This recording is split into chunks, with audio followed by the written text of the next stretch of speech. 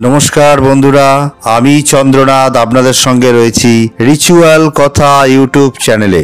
আজকে আপনাদের শোনাবো পশ্চিম বর্ধমান জেলার আসানসোলে ঘাগরবুড়ি শ্রী শ্রী চণ্ডীমাতার মন্দিরের কাহিনী। আসানসোল কথাটির মধ্যে দ্বৈত অর্থ লুকিয়ে রয়েছে।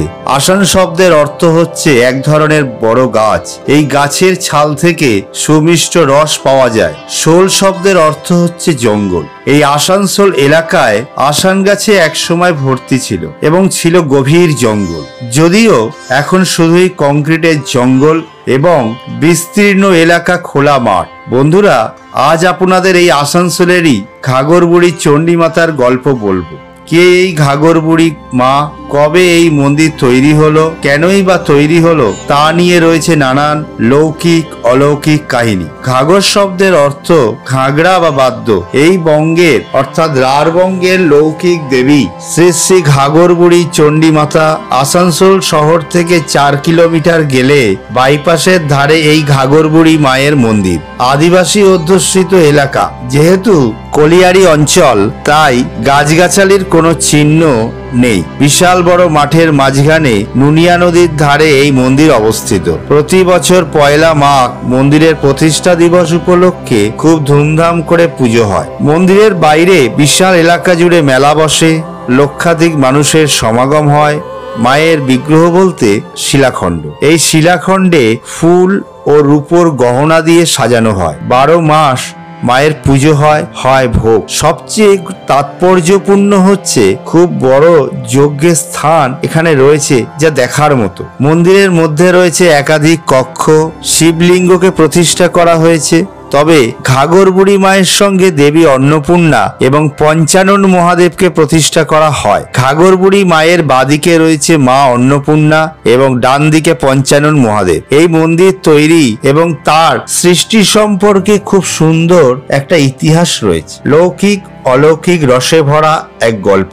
আজ থেকে 500 বছর আগে, আনুমানিক 1620 খ্রিস্টাব্দে, জনৈক ব্রাহ্মণ কাঙালিচরণ চক্রবর্তী, তার পেশা ছিল যজমানি। প্রতিদিন তিনি নুনিয়া নদী পেরিয়ে ওপারের গ্রামগুলিতে যেতেন পুজো করতে। আজকের নুনিয়া নদীর সঙ্গে তখনকার নুনিয়া নদীর অবশ্য কোনো মিল নেই। আজকের নুনিয়া নদী স্রোত নেই, কদমাক্ত জল, কিন্তু আজ থেকে 500 বছর আগে নুনিয়া নদী ছিল উত্তাল টইটুম্বুর জল। এইভাবে কোনোভাবে তার দিন গুজরান হতো। একদিন পুজো করতে বেরিয়ে তার কোনো রোজগার হলো না। ক্ষুধায় তৃষ্ণায় ক্লান্ত কাঙালিচরণ গভীর জঙ্গলের মধ্যে দিয়ে পথ চলতে চলতে ক্লান্ত হয়ে একটি গাছের তলায় বিশ্রামে বসে যান। অবশেষে ঘুমিয়ে পড়েন। হঠাৎ দেখলেন আলোর ঝলকানি দিয়ে এক রমণী লাঠি ঠক ঠক করতে করতে তার দিকে এগিয়ে আসছে। পরনে তার ঘাগড়া, মাথায় লাল চেলি। আশ্চর্য ব্যাপার, ওইটুকু জায়গা অন্ধকার, বাকি জায়গায় তখনও দিনের আলো জলজল করছে। বুড়ি এসে কাঙালিচরণকে বললে, তোকে আর বাড়ি বাড়ি পুজো করে খেতে হবে না। এই 3টি শিলাখণ্ড নিয়ে রোজ পুজো করবি। এই গাছের তলাতেই শিলাখণ্ডগুলি রেখে দিবি, দেখবি এখানেই ভক্তরা আসবে। এই বলে তিনি চলে গেলেন। দিনটি ছিল পয়লা মাঘ 1620 সাল। ওই দিনটিকে স্মরণ করে আজও বিরাট উৎসব হয়। ঘাগরবুড়ি মাতা মন্দিরে দূর দূরান্ত থেকে ভক্তরা আসেন। সপ্তাহব্যাপী মেলা বসে। প্রথম দিকে গাছতলাতেই ওই 3টি শিলাখণ্ড রেখে পুজো হতো। পরবর্তীকালে ভক্তদের দানে বড় মন্দির তৈরি হয়। আজ ওই বিশাল মন্দির হিন্দু ধর্মের মানুষের কাছে তীর্থস্থান হয়ে উঠেছে। পয়লা মাঘ ছাড়াও ফলহারিণী অমাবস্যায় খুব জাঁকজমক করে এখানে পুজো হয়। সেদিনও হাজার হাজার ভক্তের সমাগম হয়। এই মন্দিরে শান্ত নিরিবিলি পরিবেশ। শীর্ণকায় নুনিয়া নদী, দক্ষিণ ধারে এই মন্দির অবস্থিত। মন্দিরের প্রবেশ পথে রয়েছে আঁটোসাঁটো নিরাপত্তা ব্যবস্থা।